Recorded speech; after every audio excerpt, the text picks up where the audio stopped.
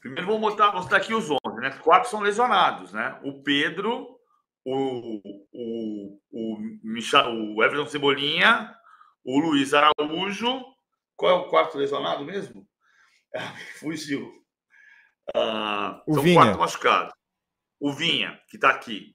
Então você tem pontos positivos e negativos para o estilo do Felipe Luiz. Por exemplo, o Gabigol, o Arrascaeta pressionam mais do que o Pedro. E a grande característica do Felipe Luiz, ainda que a gente tenha aqui, eu estou desenhando um 4-2-3-1, que é como eu vi o Flamengo jogar nos 2 primeiros jogos do Felipe Luiz, mas a grande característica do Felipe Luiz não é o desenho tático, é a pressão, é subir, pressionar a saída de jogo. Então, faz muita falta um jogador como o Pulgar, porque o Pulgar sabe subir a hora certa para pressionar. O detalhe da pressão não é subir o teu time, é subir na hora de dar o bote no lugar certo e na hora certa. E isso é que requer treinamento. O Everton Cebolinha pressiona. O Plata pressiona. O Pedro não pressiona. O Arrascaeta cerca, mas ajuda. O Gerson pressiona. O Vinha ajuda a pressionar. O Varela também.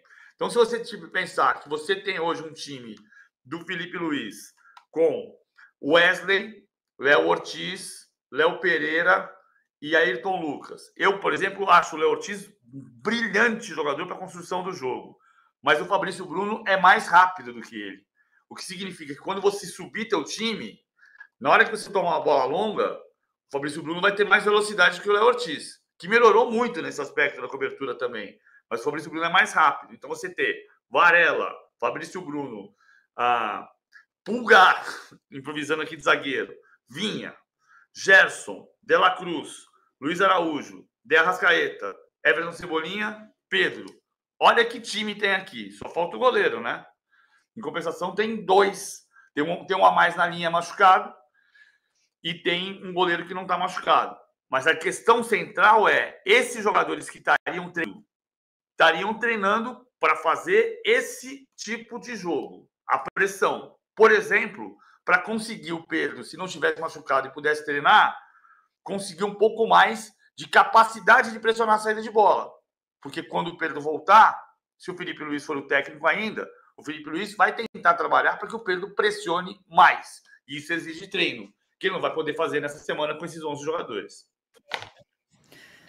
Vamos ver como é que vai ficar na volta, que a gente sabe que data FIFA piora muitos times, mas melhora alguns, né? Igor, obrigada pelas informações e até breve. Deixa eu só voltar naquele assunto, porque eu fiquei encafifado. Então. O Rafael Rodrigo Klein expulsou o Gregory pela cotovelada no Santiago Arias.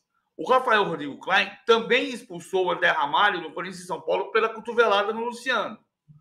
Qual que é o terceiro lance? É o Flamengo e Botafogo? Eles estão mencionando a De La Cruz no Flamengo-Bahia. Teve um encontrão, aí foi ignorado, aí, enfim, pela equipe como um todo, né? O VAR não chamou, ninguém chamou, enfim, teve um choque ali do De La Cruz que ele aparentemente usou o braço. Mas é um ponto que eu acho, Igor, vê se eu estou errado. Os lances são semelhantes, mas não são iguais. Não, até porque, enfim, aí o cara vai ter que medir ponto de contato, vou usar a terminologia da arbitragem, ponto de contato, intensidade e tal, mas enfim, no que a gente tem visto no Brasil, dava para, se o VAR quisesse, chamaria.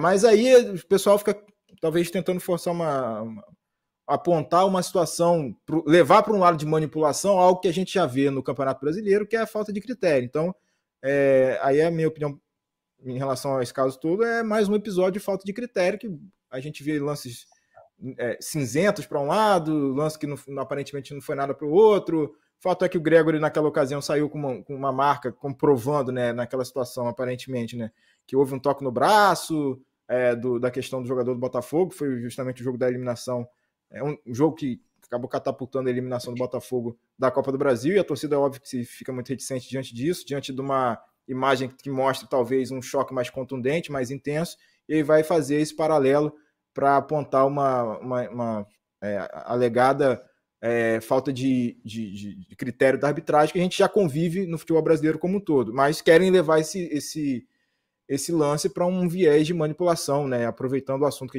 vocês estavam comentando anteriormente sobre o campeonato foi roubado, não sei o quê, enfim, alguém roubou, manipulou, etc. E tal. Então, acho que é esse o contexto do comentário do nosso amigo que estava acompanhando ali, não lembro o nome dele, mas acho que foi nessa Exatamente. linha. Edu Ferreira. E ele mandou mais um superchat aqui. Valeu, Edu. Ele disse que o do Gregory foi vergonhoso. Muito bem, dito.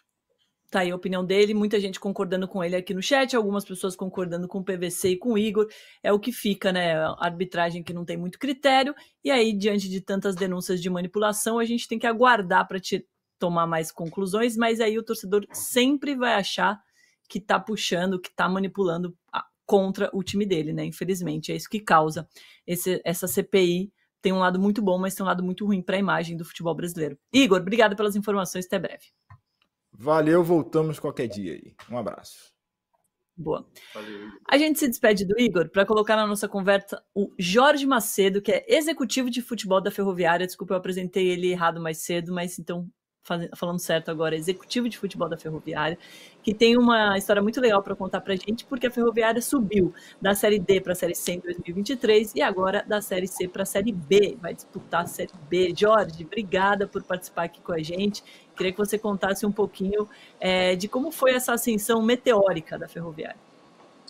Bom dia, um abraço para todos aí, PVC, Domitilo, Paulo. Então, começou o trabalho já no ano passado, eu cheguei esse ano, agora no início da Série C, mas a Ferroviária ela teve ano passado acabou caindo no Campeonato Paulista e depois se recuperou na Série D, fazendo uma campanha muito boa, obtendo o acesso. Esse ano jogou A2, não conseguiu o acesso na A2, então vinha de muita desconfiança. E acabou que a gente conseguiu fazer uma campanha muito sólida na Série C, né? Praticamente a equipe ficou invicta a competição inteira. Ela foi perder a última partida da primeira fase, a 19ª, contra o Botafogo, que foi o líder geral e classificou para o quadrangular final. E aí depois, com o apoio aí da cidade, o apoio do torcedor, conseguiu as 3 vitórias em casa e um empate fora que nos deu esse acesso. E depois de 30 anos, a Ferroviária volta a disputar a competição, volta a disputar a Série B do Campeonato Nacional. Espetacular. O Ferroviária foi um time importante lembrar, o Ferroviária subiu em 55 no Campeonato Paulista e só caiu em 96. Para quem nasceu depois disso, meus filhos, por exemplo, a Ferroviária passou a ser um time de altos e baixos, subidas e quedas. Mas durante 4 décadas, a Ferroviária era um time de todo dia. Você ia jogar em Araraquara e você sabia que não ia ser fácil ganhar.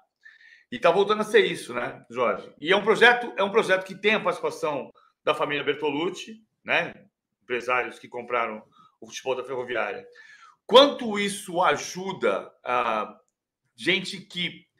A gente às vezes tem um certo preconceito com a gente de jogador no Brasil, como se não pudesse ser honesto sendo agente de jogador, e não é verdade. Tem trabalhos seríssimos feitos por agente de jogador. E tem a gente que conhece o jogador quando tem 8 anos de idade e vê o jogador começar a namorar, começar a fumar, começar a beber, começar a ir para balada, perder a carreira ou conviver com isso e saber dosar. Quanto isso ajuda? A Bertolucci é uma empresa que está consolidada no mercado há muito tempo, a maior empresa, né, de agenciamento do futebol brasileiro. Em dezembro de 2022, ela foi convidada, né, para atravessar pela cidade, na época era o Saul, que era o dono da SAF da Ferroviária, e acabou tendo alguns problemas e a Bertolucci assumiu. Então ali no meio de dezembro, já no meio da montagem do Campeonato Paulista, então tiveram bastante dificuldade no início, mas levaram todo esse trabalho que eles fazem muito sério na carreira de agenciamento de jogadores também para a gestão do clube. Então, com muita seriedade, honrando todos os compromissos, um trabalho, né, com uma perspectiva a longo prazo, e eles conseguiram entrar o Filippo Bertolucci, que é o filho do Juliano, que é o presidente do clube, né, o que toca mais com a gente, então está sempre presente, fazendo um trabalho fantástico e colocando a Ferroviária no outro nível, né, num outro patamar. Então eles têm essa expertise já, né, do meio do futebol, essa expertise de agenciamento, e levaram para o lado de gestão de empresas. Antigamente eles também participaram muito nas categorias de base do Juventus, na época da Eurosport, já, né, lá no início dos anos 2000, e agora retornando e conseguindo esses 2 acessos.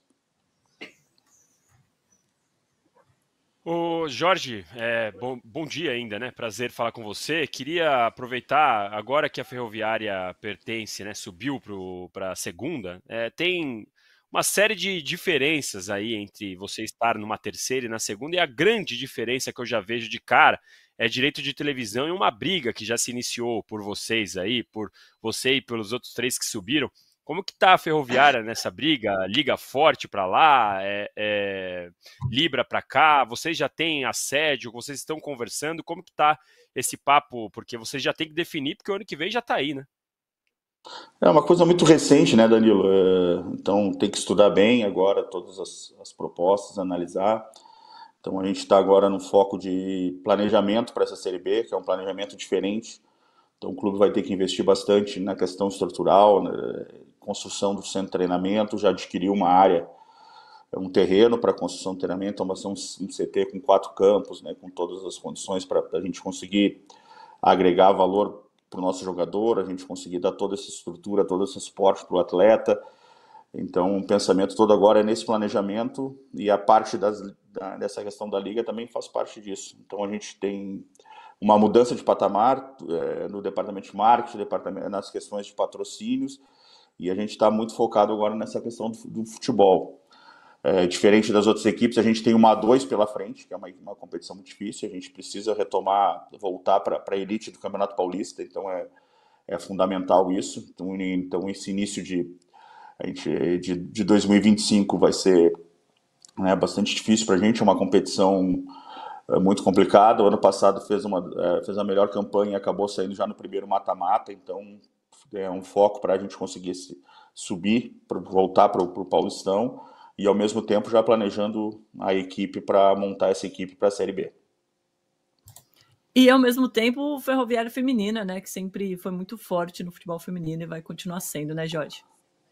Com certeza, né? Está disputando a Libertadores, então elas já tiveram as 2 primeiras rodadas, agora vem para a última partida decisiva e precisa de uma vitória para se classificar. Então, uma equipe que está sempre chegando. A Ferroviária faz um excelente trabalho no feminino, então, com todas as categorias, é impressionante. Então, desde os 10 anos de idade, a gente vê meninas já treinando, já buscando seu espaço.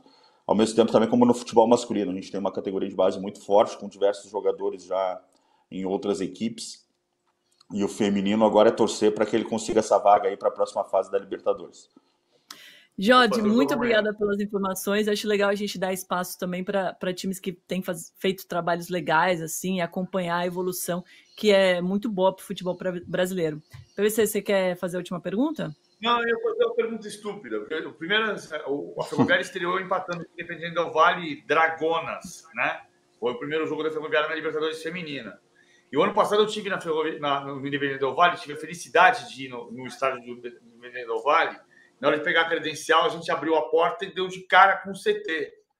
E o CT do Del Valle, não sei se você conhece, Jorge, cara, são 10, 12 campos, e você tinha ali naquela hora, 5 da tarde, uma multidão de meninos e meninas treinando. Esse trabalho, você vislumbra isso na Ferroviária? E o ponto no CT, e a outra pergunta é uma pergunta estúpida, porque você trabalhou com sucesso no Fluminense, e quem torce para o Fluminense é tricolor. E você trabalhou com sucesso no Internacional, e quem torce para o Internacional é colorado. São palavras um pouco diferentes, né? Não é? Flamenguista, vascaíno. Antes de você ir para a Ferroviária, você sabia quem torce para a Ferroviária, o que é? Afiano. Quem torce para a Ferroviária é Afiano. Isso aí, foram 21 anos, né, PVC no Internacional, então comecei lá nas escolinhas do Inter. Então, em 1996, comecei como já coordenador das escolinhas, passei por todas as categorias até chegar na equipe principal. Foram 2 passagens muito boas no Fluminense, uma na categoria de base, depois uma também no profissional. Agora, por último, tive uma passagem também no Ceará ali, que foi aí é o Alvinegro, né, então também é muito importante. Em relação a essa questão do Independente Del Valle, eu peguei na época, para ser bem o início do Independente Del Valle, aquela Libertadores, a gente, quando começou a Libertadores 2016, a gente assistiu o primeiro jogo, a gente foi lá e contratou o Sornosa e o Orejuela, para vir para o Fluminense naquela época. E aí o presidente já estava com essa estrutura toda de categorias de base no Independente Del Valle, uma estrutura fantástica. Ele disse, não, eu libero os jogadores, está fechado o negócio. Ele aceitou até um valor na época que era um valor menor, eles recém tinham jogado a primeira rodada, só que ele disse assim, não, mas eu só libero os jogadores quando a gente acabar a nossa participação na Libertadores. Eu, não, tranquilo. E nunca se imaginou, e aquele ano eles acabaram indo para a final, e a gente não conseguiu trazer os jogadores de 2016, os jogadores acabaram vindo só em 2017.